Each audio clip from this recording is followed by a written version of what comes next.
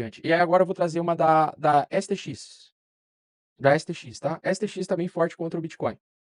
Mas como é que eu sei que ela pode estar perto de fazer realização? Se ela está em franca tendência de alta, rompendo semanal, parece que está lindo, né? Vai entregar novas semanas de alta. E repito, eu não sei se ele vai entregar novas altas já agora ou se ele vai recuar. O normal antes dele subir é ele recuar para depois subir, né? Então algumas semanas de queda para depois subir. Só que olha só essa barra aqui da STX. Deixa eu ver aqui. Ó. Olha essa barra aqui, ó, tá? No gráfico de 4 horas, deixa eu ver se... Não, no gráfico diário, vamos ver. Ó, no gráfico diário, ele fez essa barra aqui. No gráfico semanal, ele fez essa barra aqui. Então, geralmente, tá? Não é sempre que acontece, mas geralmente é uma barra que antecede reversão. Semanas anteriores, tá? Por enquanto, a tendência dela tá alta, tá de forte alta ainda. Manutenção de alta, beleza, show de bola. Só que ela tá com esse R aqui, tá? Então, geralmente, quando aparece isso, associado a uma perda no gráfico de 4 horas, na tendência de alta de 4 horas, então o que acontece? Você tem a barra de reversão, você tem essa LTA aqui, de curto prazo, tá? No momento em que, certo? No momento que, se ele, não aconteceu ainda, tá? Ela tá em tendência de alta aqui, ó. A STX tá em tendência de alta. Mas agora, se de tarde, nós tivermos isso daqui, ó, uma barra vermelha aqui, ó, tá? Vocês podem ter certeza que ela vai corrigir forte, tá? Se ela perder com aquela barra de sinal de venda, de reversão, e ela perder a linha de tendência de alta de curto prazo do gráfico de 4 horas, vocês podem ter certeza que a STX vai corrigir forte, tá? Do mesmo jeito que eu consegui antecipar a pêndulo, né? E aí ontem eu ia gravar um vídeo para o YouTube, não consegui porque eu fiquei o tempo todo no gráfico. Eu fiquei tipo 8 horas olhando os gráficos, né? Por quê? Porque esse período de alta, em que a gente está descobrindo o topo, ele me gera muita ansiedade. Primeiro porque eu estou 100% em cripto. Então, qualquer movimentação a mais ou a menos é 1 milhão a mais ou 1 milhão a menos, tá? Esse é um detalhe. Segundo que eu já tive um forte lucro desde, principalmente, outubro do ano passado.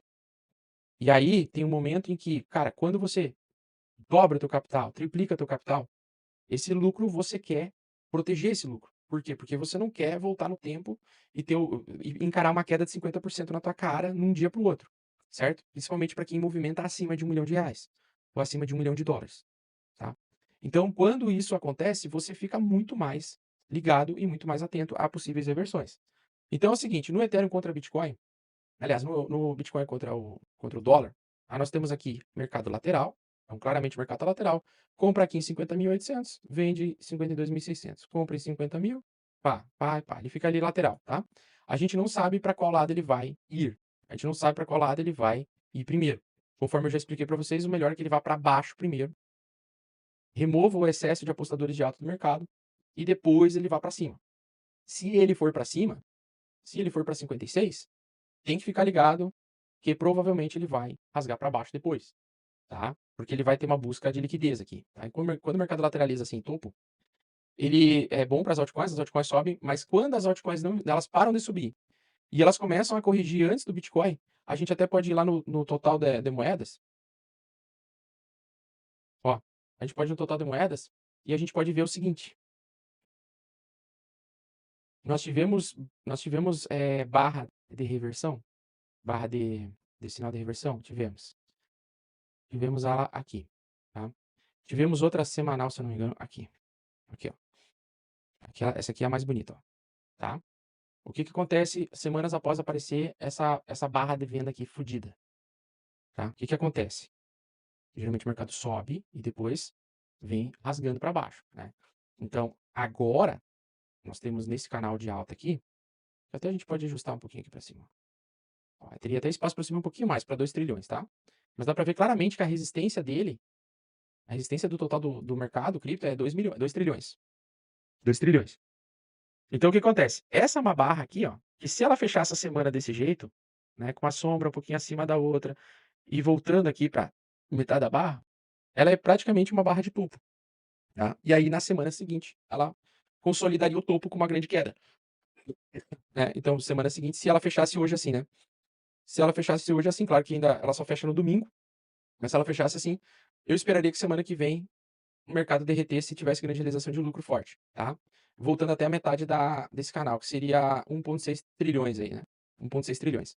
Então nós temos aqui vários sinais gráficos e técnicos de que a gente pode estar perto de uma correção no total do tamanho do mercado de criptomoedas, incluindo Bitcoin e Ethereum. Sendo que as altcoins, que já subiram bastante, elas podem continuar corrigindo mais. Então, por exemplo, todos os tokens de altcoins que eu estava exposto, eu vendi e troquei por Ethereum, tá? Troquei por Ethereum. Porque o Ethereum está ainda em tendência de alta e ele pode, junto com o BTC, bater 3.200, por exemplo, enquanto o Bitcoin bate 56. E na região que a gente está em tendência de alta, geralmente aqui no RSI é suporte, né? RSI 40 é suporte para o preço continuar subindo. Só vai ter correção mais profunda se ele realmente perder os 40 do RSI, tá? Daí seria indicativo de venda no RSI. Tá? Então é o seguinte, BTC, aqui ó. Aí vamos para as criptos que mais subiram, né? Por exemplo, a Injective. A Injective está em correção e ela, por enquanto, na tendência do gráfico diário, ela segue em alta, tá? Só que vejam que no gráfico de 4 horas, ela não está conseguindo superar mais o topo anterior e se manter acima. Então aqui, por exemplo, quando ela foi retomar alta, ela não conseguiu se manter acima de 38. Hoje ela está 35. Então o normal é que ela continue perdendo valor ao longo do tempo, tá? A Injective que foi uma das que mais subiu. Por quê? Porque é uma realização de lucro, tá? É um canal de baixo isso daqui. Então ela está ainda com fase de realização de lucro. Fase de realização de lucro, você só aceita que é um canal de baixo. Ela tende a continuar caindo até chegar um momento em que ela vai encontrar um suporte, né? Pode ser que o suporte seja aqui entre as duas médias, como foi aqui no 31. Mas pode ser que o suporte seja mais abaixo, tipo 27 e assim por diante, em caso do Bitcoin e o Ethereum corrigir mais forte, tá? Então, por exemplo, a Injective, ela parou de subir. Ela parou de subir. Então, vale a pena eu ficar Injective ainda? Na minha opinião, não. Por quê? Porque ela parou de subir.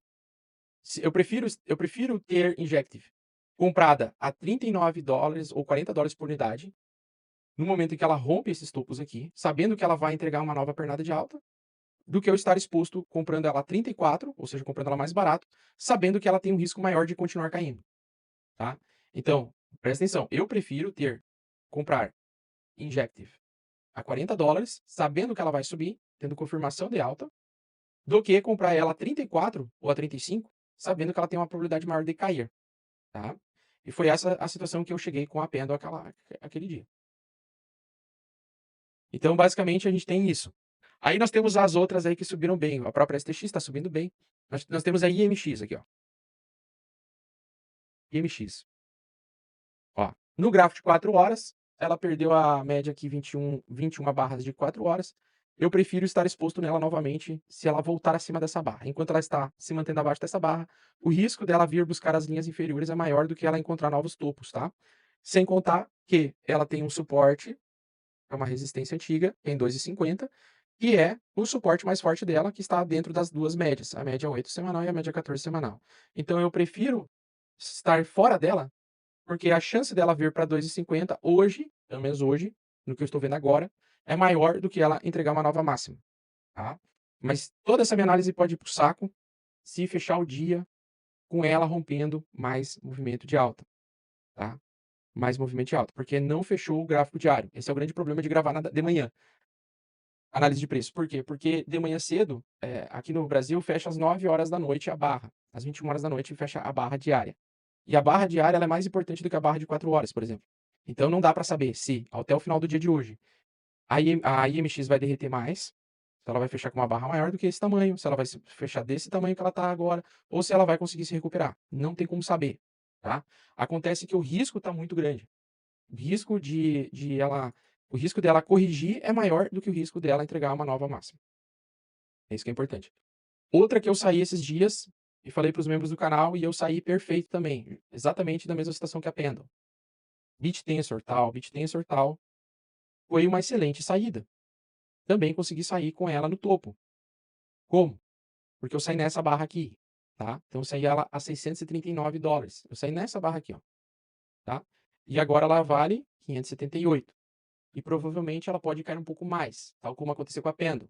Então, por exemplo, a tal, hoje, na minha opinião, não vale a pena se manter exposto nela nesse curto espaço de tempo, nesse presente momento. tá? Por quê? Porque a probabilidade dela continuar caindo mais é maior do que ela subir. Então, ela também, a TAL, a STX e a IMX foram as criptos que mais me deram lucro até agora, tá? A SEI também foi boa, mas a TAL, nada comparado com a TAL, porque eu comprei TAL a $150, né? Então, quando a TAL ela estava a $150, eu me expus nela, e aí eu comprei e ela foi para 600 e pouco.